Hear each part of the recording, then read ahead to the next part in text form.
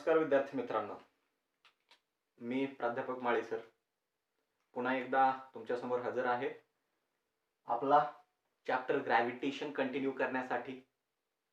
आता बघा मित्रांनो, या ग्रॅव्हिटेशन चॅप्टर मधला जो नेक्स्ट कॉन्सेप्ट आहे आपला, तर तो म्हणजे अर्थ ग्रॅव्हिटेशनल ॲक्सलरेशन. अर्थ ग्रॅव्हिटेशनल ॲक्सलरेशन. पहिली गोष्ट, ॲक्सलरेशन म्हणजे काय आहे? तर वेलॉसिटी मध्ये जो काही चेंज होतोय तो झालेला change with respect to time. Velocity मध्ये झालेला change with respect to time म्हणजे ॲक्सलरेशन आहे. So acceleration is what? Rate of change of velocity with respect to time.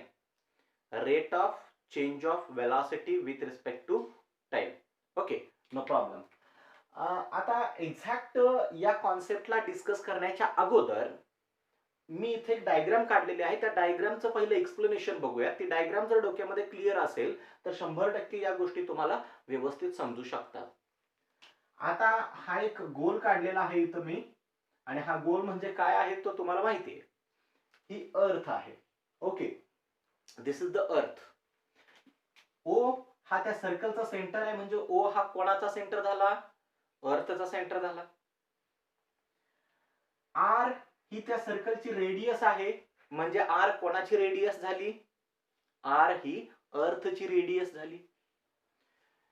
त्याच्यानंतर जर आपण पाहिलं तर हा जो काही सर्कम्फरन्स आहे त्या सर्कलचा, हा जो काही सर्कम्फरन्स आहे त्या सर्कलचा, तर तो सर्कम्फरन्स म्हणजे ज्याच्यावरती आपण आता सध्या उभे आहोत, तर तो सरफेस आहे, अर्थचा सरफेस आहे. आणि बी हा त्या अर्थ सरफेसवरचा एक पॉइंट आहे. बी हा त्या अर्थ सरफेसवरचा एक पॉइंट आहे. बी पासून तुम्ही थोडं थोडं थोडं थोडं थोडं थोडं वर गेलात आणि एका पॉइंटला गेल्यानंतर त्या पॉइंटला समजा तुमची हाईट किती आहे? एच इतकी हाईट आहे. किती हाईट आहे? एच इतकी हाईट आहे त्या पॉइंटला. ठीक आहे, नो प्रॉब्लेम. आता त्या पॉइंटला जर तुमची हाईट एच इतकी असेल तर टोटल अर्थच्या सेंटर पासूनचं तुमचं डिस्टन्स किती झालं हो? अर्थच्या सेंटर पासूनचं डिस्टन्स म्हणजे हे स्मॉल आर मी जे लिहिलेलं आहे इथून इथपर्यंत, आर आणि एच दोन्ही मिळून झालं ना. म्हणजे ह्या स्मॉल आर ची व्हॅल्यू तुमची किती असणार आहे? Capital R plus H. So capital R plus H which is small R. No problem. आता तुमचा ऑब्जेक्ट इथं आहे बघा, हा तुमचा ऑब्जेक्ट आहे. ए पॉइंटला आहे ना, तो तुमचा ऑब्जेक्ट आहे. कुठलाही ऑब्जेक्ट तुम्ही घेऊन गेलाय, समजा तुमचा मोबाईल आहे, तो तुम्ही घेऊन गेलेला आहे किंवा मोबाईल एकट्यालाच पाठवलेला आहे, जाऊ द्या काय फरक पडतोय. ठीक आहे, नको, आपल्याला व्हिडिओ बघायचा आहे. सो असू द्या, कोणता तरी ऑब्जेक्ट आहे तिथं. ए पॉइंटला तुमचा एक ऑब्जेक्ट आहे. त्या ऑब्जेक्टचं जे मास आहे मी तिथं लिहिलेलं नाही, त्याच्यामुळे इथं लिहिलेलं आहे small M is the mass of the object. Small M काय आहे? Mass of the object. Capital M जे मी इथं लिहिलेलं आहे ह्या अर्थचं मास आहे. काय आहे? अर्थचं मास आहे, mass of the earth. No problem. आता बघा, फक्त दोन गोष्टी इथे या डेरिव्हेशन मध्ये खूप महत्वाच्या आहेत, आणि त्या म्हणजे एक फर्स्ट थिंग, या ए पॉइंटला तो जो ऑब्जेक्ट आहे आपला मोबाईल, त्या मोबाईल वरती काही ग्रॅव्हिटेशनल फोर्स ऍक्ट होतोय की नाही होतोय? तो जर अर्थच्या ग्रॅव्हिटेशनल फील्ड मध्ये असेल तर 100% ऍक्ट होते, आणि ग्रॅव्हिटेशनल फील्डच्या बाहेर असेल तर त्याच्यावरती ऍक्ट होणार नाही. It's very clear. पण तो ग्रॅव्हिटेशनल फील्ड मधला पॉइंट आहे, त्याच्यामुळे ए पॉइंटला ग्रॅव्हिटेशनल फोर्स ऍक्ट होईल की नाही होईल? होणार. ए पॉइंट वरती ग्रॅव्हिटेशनल फोर्स ऍक्ट होणार. मग ग्रॅव्हिटेशनल फोर्सचा आपला फॉर्म्युला काय आहे? F is equal to G m1 m2 divided by R square. हा आपला फॉर्म्युला होता, डी स्क्वेअर घेतलेला होता आपण बुकनुसार. ठीक आहे, fine. So F is equal to G m1 m2 divided by R square, हा तुमचा फॉर्म्युला होता, बरोबर? ठीक आहे. आता आपल्याला हाच फॉर्म्युला वापरायचा आहे, बट जरा थोडासा वेगळ्या मॅनर मध्ये वापरायचा आहे. बघा, at point A,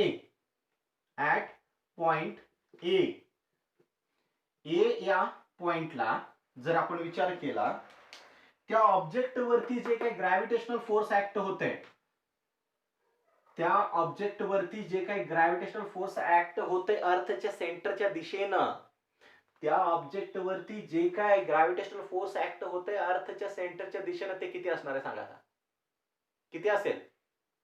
F is equal to G m1 m2 divide by r square हा आपला फॉर्म्युला होता. इथं लिहितो मी F is equal to G m1 m2 divided by r square. This was our formula. Now this g is universal constant, so we'll write it as it is. This g is universal constant.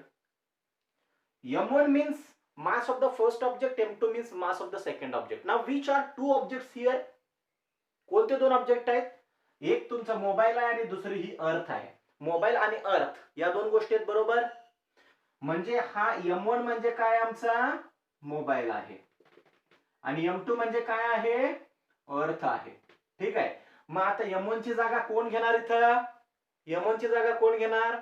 Mass of the mobile, so that is small m. आणि m2 ची जागा कोण घेणार? Mass of the earth, that is capital M. Okay, no problem. Divided by हे r म्हणजे दोघांच्या centre मधलं distance. अर्थच्या centre इथून सुरुवात होते आणि हा ऑब्जेक्ट त्याचा जो सेंटर ऑफ मास आहे तो निग्लिजिबल असणार. ते डिस्टन्स जे आहे ते निग्लिजिबल आहे म्हणून आपण डायरेक्ट दाखवतोय. सो अर्थच्या सेंटर पासून त्या ऑब्जेक्टचं डिस्टन्स टोटल किती झालं? r, म्हणजे हा आला r स्क्वेअर. सो याला आपण थोडस हे कॅपिटल लेटर्स एकत्र घेऊन लिहूयात. g m divided by r square. This is my equation number 1. No problem. हे आपलं इक्वेशन नंबर काय आहे? 1 आहे. हे मी थोडस रफ करतो आता. आता बघा, हे झालं F is equal to G M M upon R square. This is equation number 1. No problem. Now आता या पॉइंटला जो ऑब्जेक्ट आहे तर त्या ऑब्जेक्टला स्वतःच काहीतरी वेट असणार, त्याला वेट जाणवत असणार आहे, बरोबर? त्या ए पॉइंटला त्या ऑब्जेक्टला काहीतरी वेटचा पहिला फॉर्म्युला लक्षात घ्या तुम्ही अगोदर. कोणत्याही ऑब्जेक्टचं जे वेट आहे, वेट आणि मास याच्यामध्ये डिफरन्स आहे.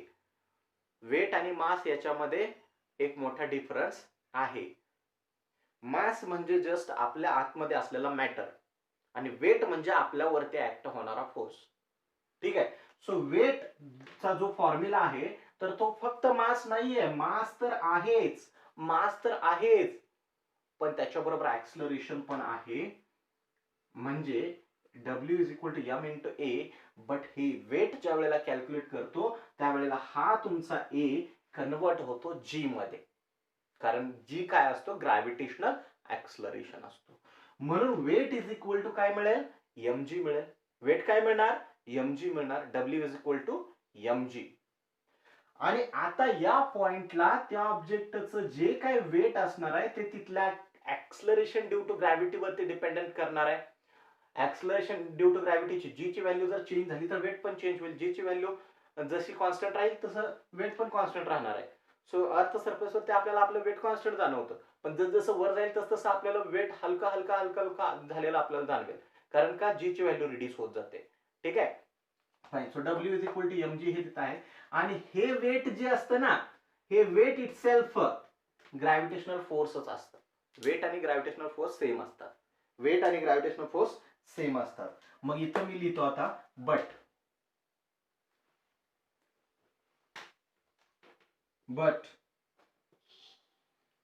F is equal to weight. Gravitational force is equal to weight म्हणजे आपल्यावरती अर्थ किती ग्रॅव्हिटेशनल फोर्स लावणार आहे? जेवढं आपलं वेट आहे तेवढं, जेवढं आपलं वेट आहे तेवढं. So F is equal to W is equal to mg. This is equation number 2. No problem. This is equation number 2. Now equation number 1 is telling me that this is the force F is equal to gmm upon r square. Equation number 2 is telling me that this is F is equal to mg. Now can we equate them? This is F is equal to gmm upon r square. This is F is equal to mg. So we can write from equation 1 and 2. From equations 1 and 2, gmm upon r square is equal to mg. That means mg is equal to gmm upon r square. Now by the very basic mathematics we can cancel this m and this m to each other and we will left with only formula g is equal to gm upon r square. G is equal to gm upon r square. This is equation number 3, and this is very a special equation. Why it is very special? See, small g is equal to capital M divided by g r square, means gm upon r square. Is there any quantity which is related to the object? Mass of the object, small m. Is there any small m quantity? No. Mass of the object is not there in this formula. That's why the value of small g, means acceleration due to gravity, does not depend on mass of the object. Means if you take mobile or TV or refrigerator or motorcycle, anything, for every object, acceleration due to gravity will be depend on this g, this m and I. This g is already constant. M is mass of the, that is also constant, mass is not changing. This small r can change. Small r can change. Means the distance from the earth surface, you can change it. So your acceleration due to gravity depends on the distance of that object from the earth surface. Okay. So how does it impact on the gravitational due to acceleration? Distance कशा प्रकारे या acceleration due to ग्रॅव्हिटीवरती impact करतं ते आपल्याला बघायचं आहे याच्यानंतर. But इथं मला सांगा, इथं स्मॉल एम ची क्वांटिटी नाहीये, म्हणजे स्मॉल एम हे ऑब्जेक्टचं मास आहे आणि ऑब्जेक्टचं मास हे इक्वेशन मध्ये नाहीये. म्हणजे आम्ही क्लिअरली म्हणू शकतो की बाबा हे जे स्मॉल जे आहे, स्मॉल जे म्हणजे ऍक्सलरेशन ड्यू टू ग्रॅव्हिटी, आणि ह्या ऍक्सलरेशन ड्यू टू ग्रॅव्हिटीची व्हॅल्यू स्मॉल एम वरती म्हणजे ऑब्जेक्टच्या मास वरती डिपेंडंटच नाहीये. मोबाईल आम्ही घेतला आणि मोटरसायकल घेतली आणि दोन्ही घेऊन वरती एका हाईट वरती गेलो आणि दोन्ही एकाच वेळेला खाली सोडले. काय होईल? पहिला कोणता ऑब्जेक्ट अर्थवरती येईल? मोबाईल आणि मोटरसायकल दोन्ही ऑब्जेक्ट एक 100 किलोमीटर हाईट वरती घेऊन गेलो आणि तिथून खाली सोडले. पहिला कोणता ऑब्जेक्ट खाली येईल? आता ऑब्विसली काही लोकांचा आन्सर असणार आहे की मोटरसायकल पहिलीच आहे ना, कॉमन सेन्स आहे ना, म्हणणार मोटरसायकलचा मास जास्त आहे तो पहिलाच येणार.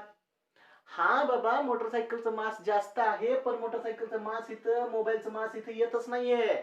मास ऑफ द ऑब्जेक्ट या फॉर्म्युला मध्ये नाहीच आहे. So g is equal to gm upon r square constant आहे. दोन्ही एकाच हाईट वरती असतील तर मोबाईल आणि तुमची मोटरसायकल दोन्ही एकाच वेळेला अर्थ सरफेस वरती येणार आहेत, फक्त अंडर वन कंडिशन. आणि ती कंडिशन आहे, हा जो एअर रेझिस्टन्स आहे ना, एअर ऍटमॉस्फिअरचा जो काही रेझिस्टन्स आहे ना, तो नको आहे. व्हॅक्यूम पाहिजे पूर्णपणे, व्हॅक्यूम. तर त्याच्यामध्ये जर तुम्ही अगदी एखादं समजा एक मोरपीस घेतलं आणि दुसऱ्या बाजूला तुम्ही तुमची मोटरसायकल घेतली, दोन्ही एका वेळेला सोडले, तरी सुद्धा दोन्ही सायमल्टेनियसली अर्थ सरफेस वरती एकाच वेळेला रीच होणार, पुढे मागे नाही. आणि हाच आपला हा ऍक्सलरेशन ड्यू टू ग्रॅव्हिटीचा, आणि इथं ऍब्सेन्स ऑफ स्मॉल एम म्हणजे ऑब्जेक्टचं मास इथं नाहीये, हा कॉन्सेप्ट आहे.